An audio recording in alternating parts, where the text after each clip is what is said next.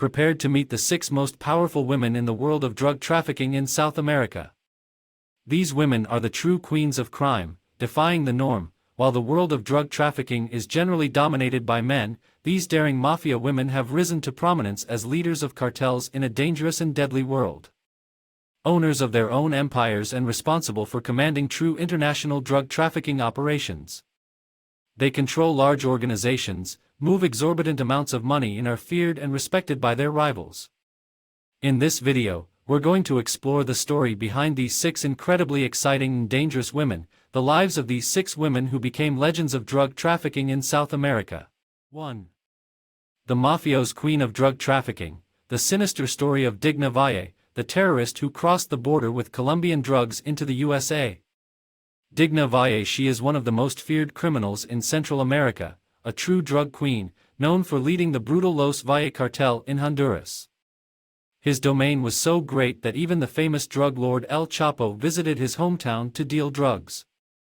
The family of Digna Valle started out smuggling cows and cigarettes, but quickly switched to trafficking Colombian cocaine, which became the main focus of the criminal organization.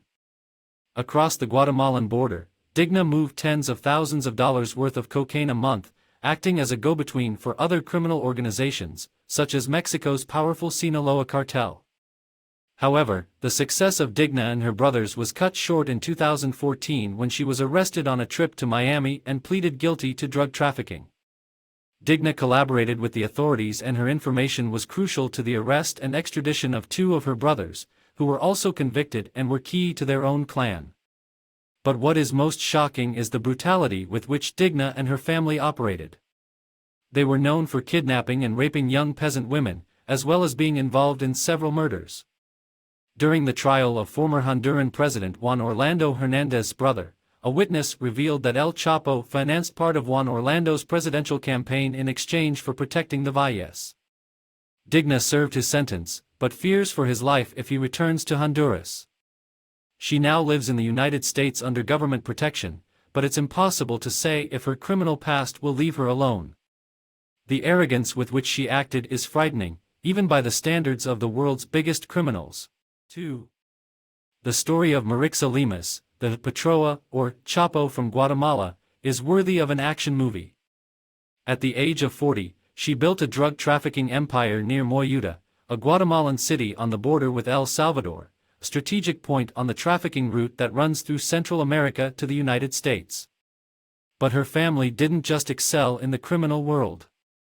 Known for their violent and bloody ways of acting, they also had great power in local politics and in controlling the territory for drug trafficking. His brother was mayor of Moyuta until he died of a heart attack, and in 2011, his sister Myra was murdered along with 7 other people, a few months before running for the same position in the elections. Earlier, she had already survived another attack in which Jennifer, Marixa's 17-year-old daughter, died. Marixa accuses her rival and election winner of being behind the murders of her family members. And that's not all. Marixa managed to escape from prison not once, but twice. In 2016, she jumped a prison wall, but was found hours later. 1 year after the episode, Lemus escaped again from a military prison, dressed in a security uniform. 2 weeks later, she was arrested in El Salvador.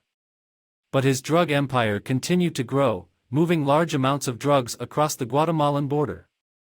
With brutal methods, she gained notoriety in the criminal underworld and became one of the most wanted drug dealers by the authorities. I interviewed Marixa in prison and was impressed by her strong personality and her capacity for violence. She told me that she was going to take revenge on her rival, for her and for her entire family, recalls Bonello, the journalist who had the opportunity to talk to her. The story of Marixa Lemus is a true saga of power, violence, and daring. 3. Sebastiana Cotton Vasquez, a former poor peasant, has become one of the most violent traffickers in Guatemala, a true queen of drug trafficking. Abandoned by the father of her 5 children, she married a local drug dealer and then took over the business after his death. With her talent for business and her frightening personality, Latana, as she was known, ended up being largely responsible for trafficking thousands of kilos of cocaine. Her contacts on the border with Mexico were instrumental in transporting the drugs there, but Vasquez wasn't content with just being a business partner.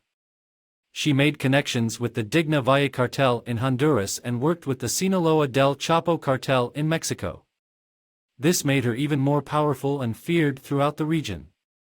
In 2014, Vasquez was extradited to the United States, where she confessed to her crimes and ended up being released 5 years later, when she collaborated with justice and testified against the Lorenzana brothers, some of the most powerful drug traffickers in Guatemala at the time.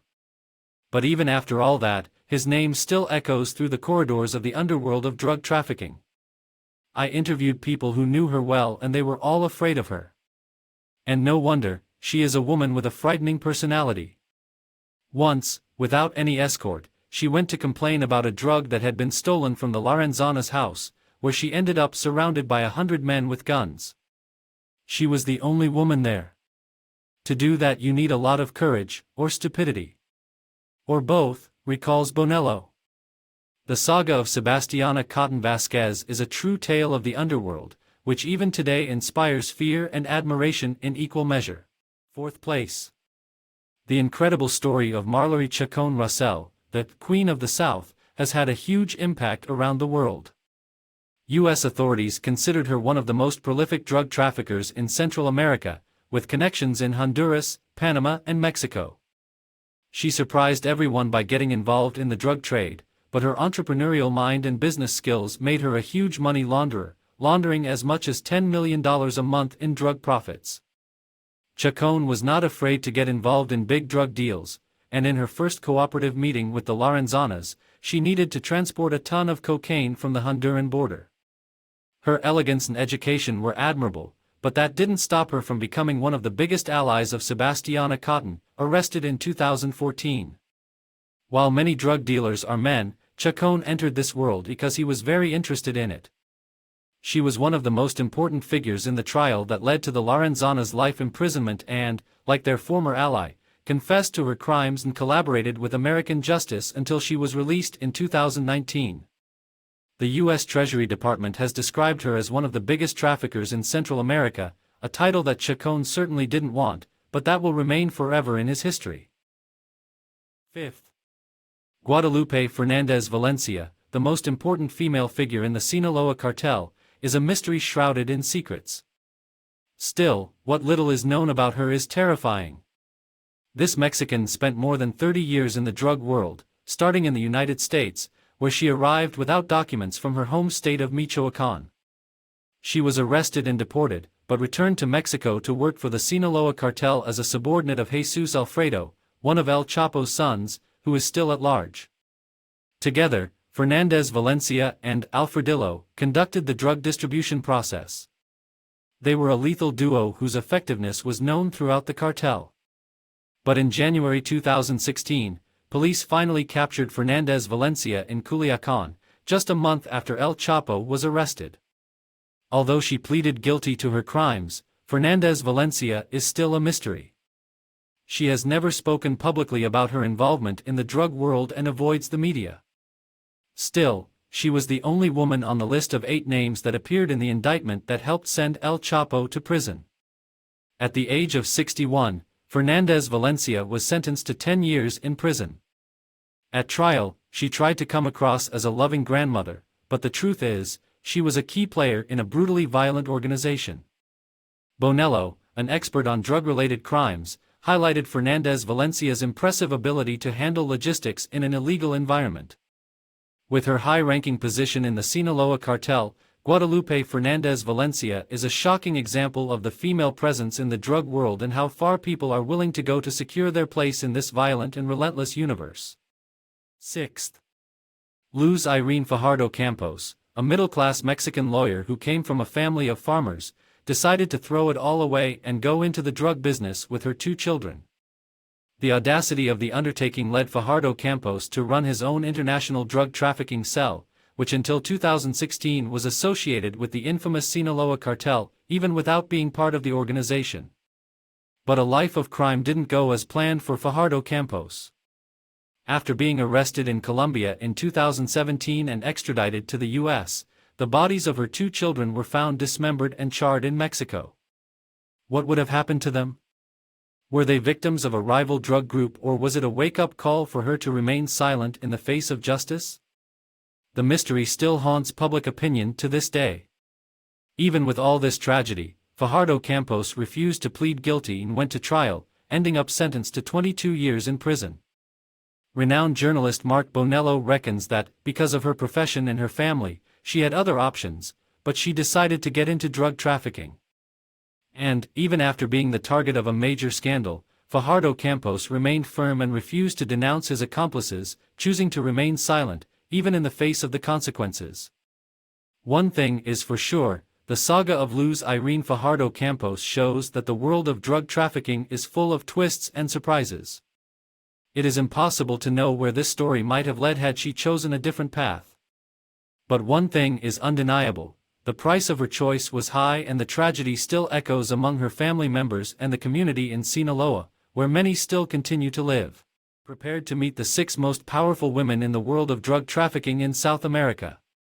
These women are the true queens of crime, defying the norm. While the world of drug trafficking is generally dominated by men, these daring mafia women have risen to prominence as leaders of cartels in a dangerous and deadly world. Owners of their own empires and responsible for commanding true international drug trafficking operations. They control large organizations, move exorbitant amounts of money, and are feared and respected by their rivals. In this video, we're going to explore the story behind these 6 incredibly exciting and dangerous women, the lives of these 6 women who became legends of drug trafficking in South America.